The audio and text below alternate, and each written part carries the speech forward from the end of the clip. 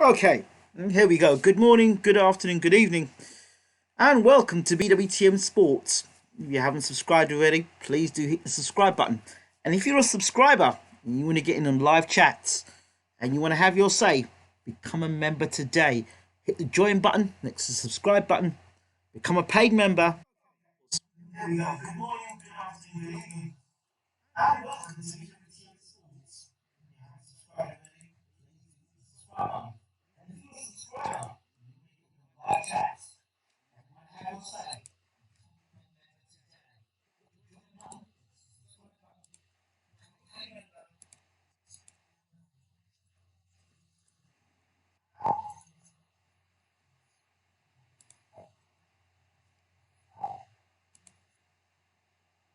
Okay, fair enough. So I'm getting a little bit of feedback. So yeah, if you want to become a paid member, of course, smash the join button and you can be a part of the action and take part in live chats. So this this video is entitled "The Gospel According to the Legendary Boxing Promoter Bob Arum." Now, before I start, two things I want to mention. First of all, I don't use the word legend or legendary in the context of talking about someone's achievements outside of my own mates' exploits out on the streets, or you know, I might say, "Oh, mate, you're a legend."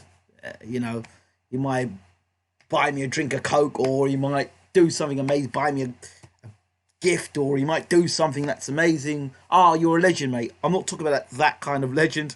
The kind of legend I'm talking about tonight is a real legend, a guy that has got years and years and years of grafting and achieving and some phenomenal achievements along the way. Was he's the greatest promoter of all time? Well, I always felt that Bob Arum was second to Don King. He was the ultimate boxing promoter. But Don is more taking a back seat now, and we'll see more of Bob Arum in his 80s, and Bob's doing the business still, so he's in his 80s, I think. If he's in his 70s, then my apologies, Bob. I'm putting 10 years on you, it's not good. But yeah, but I have two things I want to say is that there are a lot of promoters in the world. Very few of them you can call legendary. Reason because you look at their age and then you look at what they've achieved. But Bob Arum is certainly in the legendary category. There are some other people out there that would like to put other promoters in that bracket of legendary because they put on a few pay-per-view shows. But this guy is legendary. He's worked with some of the greatest fighters of any era Bob Arum's worked with, and he's got some Hall of Fame greats under his name as well. Yes, good evening, Danny Brown. Great to see you in the room. Some great Hall of Fame fighters under his belt, and there's no doubt, I'm sure, that he will continue to do that for as long as the Bob father is alive and with us. Now, I had the honour and the pleasure of meeting the Bob father as well. And there is something about when you meet a legend.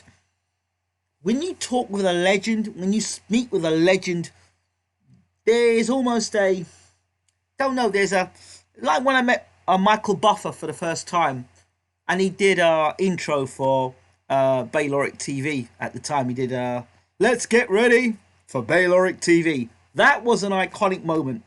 And meeting the Bob father, Bob Arum, was another iconic moment for me. When you think about the sort of fighters he's worked with along the years, from Floyd to Sugar Ray Leonard, he keeps telling us about Sugar Ray Leonard.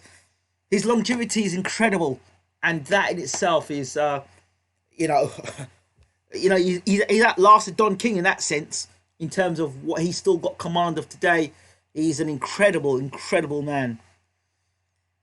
So all that aside, and I like Bob. I like Bob. From what I met of him, I saw him very charismatic character, very cheeky, charismatic, speaks his mind, knows exactly what he's doing, Bob, and he knows the game. He knows his market inside out. He knows how to sell a fight. He is an expert. He's got a PhD. He is the PhD of the PhD. He's the master of the masters. He knows how to sell a fight. Not as good as Don King, but he still knows how to sell a fight, just under Don King. All right. So, they're two greats in their own right and in their own style. Um, so yeah, with boxing, we know that there's a corruption guy, but I don't really want to focus on that tonight. I want to kind of make this kind of light-hearted about Bob. And I want to talk about the media and Bob Arum. Bob Arum, Bob Arum knows how to make a buck.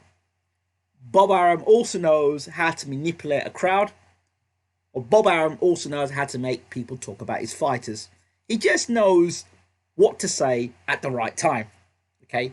But if you look a little deeper, and if you just look with a bit more of a critical eye, which most boxing fans don't do, most boxing fans, the majority of boxing fans, they just take everything the promoter says as gospel, as if what they say must be true, because everything that comes out of a promoter's mouth has to be the truth. It's got to be 100% bang on the money, even if there's not really any relevance or even any sort of hope it is really going to happen. So Bob will come out with some comments, and you'll think, all right, well, that sounds good. And then you look at the comment and you think, right, Bob, I know why he said that. You're promoting that guy. I get it, Bob. Right, so let's talk about this for a second. This is a good example. When I was at the Terence Crawford, Amir Khan fight, the press conference, Bob Arum sat up on stage and he was talking about Al Heyman and Al Heyman this and Al Heyman that and doing business with Al Heyman and blah blah blah blah. Al Heyman. You don't have anything positive to say about Al Heyman. Yeah, isn't Deontay Wilder an Al Heyman fighter? And isn't Tyson Fury kind of one of his fighters promoted, sort of working together, top rank? That fight seems to be happening. And guess what? That fight's happening again, Bob. But you were up there talking about Al Heyman this and Al Heyman that. I've seen Bob say all sorts of rubbish about Eddie Hearn. I've said, Eddie Hearn's this and Eddie Hearn's that, and he says it for the camera, and then an hour later you're going to see Bob sitting down with Eddie having dinner together. So what's the story about the next fight? And you see, how are we going to make this fight happen? So Bob will talk one thing for the camera, and then an hour later the same guy is cussing off and saying to you, this guy's a fool, he's a clown, I don't do business with him. Next minute Bob's doing business with the person. Bob is him and you are quite similar in that sense. He'll tell you one thing and go and do something completely different. We'll send you this way and he's going to go that way. So you got to watch Bob Arum when he's talking. But some of the best lines of Bob Arum coming out recently. Bob's on a real run of delusion at the moment. First, Bob comes out and says, Pulev's going to send Joshua into retirement. Pulev's going to knock Joshua out. Pulev's going to knock out, he's going to end Joshua's career. I'm like, Kubrat Pulev beat Anthony Joshua? Okay, I don't quite see it myself, Bob. But why is... Oh, I get it, Bob. You're promoting Pulev. So, of course, Pulev can't sell a ticket. Not outside of Bulgaria. Pulev can't sell a ticket. So Bob is well respected around the world. He's a legendary promoter. So if Bob says it, then it's got to be true. So of course people run with it, and the media in particular. And half the media is bought by these promoters anyway. So he goes out and says this and makes this statement about Pulev, and people start running with it. Oh, Pulev's going to beat Joshua. Pulev's going to beat Joshua. And it starts running around across Twitter. And then the virus goes, Pulev's going to beat Joshua. Pulev's going to beat Joshua. So guess what? You get your money ready to pay pay-per-view, because it's got to be a great fight. Because Bob Father said Pulev's going to smash Joshua. So you got to pay for the fight. Because Pulev can't sell a fight. I don't think I've ever heard Pulev say anything. I know that him and Klitschko had some bad blood, real beef. That made the fight exciting until he got dropped in his ass by a left hook in the first round. Threw a great jab and he was on the canvas for the next 30 seconds. But, you know, I just think that Bob Arum, he knows how to sell a fight. So he started the whole wagon going of how Pulev's going to beat Joshua. Don't worry. There'll be more media outlets that'll be talking that garbage because they're the ones that have been bought by either Top Rank or bought by Matchroom or bought by... They were bought. A lot of these media out online, or particularly in Twitter, they are bought. Believe me, they're bought. And you know how you find out if they're bought? Just see what the agenda is when they're writing, who they're pushing for. You can see it's been bought. Anyway, so enough of that. Here's another one. McGregor just came back, had a great win on the weekend, on the in his comeback fight. Of course, the old hype train's going now. McGregor versus Mayweather 2. Yeah, so people are talking about that. Or McGregor versus Pacquiao 2. Two legends of the sport. Oh, but Bob has to get himself in. Bob has to say something, don't you, Bob? Yes. And I think that, Terence Crawford should fight McGregor. Yes, Bob. Of course you do, Bob. Because that's an opportunity again for people to say, who's Terence Crawford? I know who McGregor is. Who's Terence Crawford? Ah, this is Terence Crawford. Oh, yeah, and, Terence has got a wrestling background, so, did a little wrestling when he was younger, so, it'd be a great fight between him and, I'm like, really? Really? Bob? Crawford versus McGregor? Are you serious? So, wait. You had Manny Pacquiao in the same stable as Crawford. Remember when they was talking about that fight? And then Floyd made a comment and says, yeah, you make that fight. But let me tell you something. Pacquiao can hit really hard. And, he kind of warned Terence Crawford about Pacquiao. Mayweather mentioned it. And after Mayweather made that comment, I never heard anything more about Crawford versus Pacquiao. It went dead, quiet, done. So he had Pacquiao and he had Crawford at the time, but those two never fought. In all that time, they never fought. But somehow, they want to talk about Sean Porter versus Crawford. No. They won't even talk about Spence versus Crawford. Oh, that takes a long time for that fight to be made. But to fight McGregor, yeah, that fight can be made. I mean, this is the sort of stuff that Bob says, and again, it's got people in the media writing about it. It's absolutely ridiculous. People buy into this stuff. They really do. But, fair play to Bob. Again, the angle. Obviously McGregor's come off a big win. A big comeback win. He's got all the media attention on him. So why not stick Crawford's name in there? Crawford's not a massive ticket seller. No disrespect to Crawford, a very talented fighter in his own right. But would I chance putting McGregor in the ring with Crawford? Crawford, for all he is, he's not Floyd Mayweather. And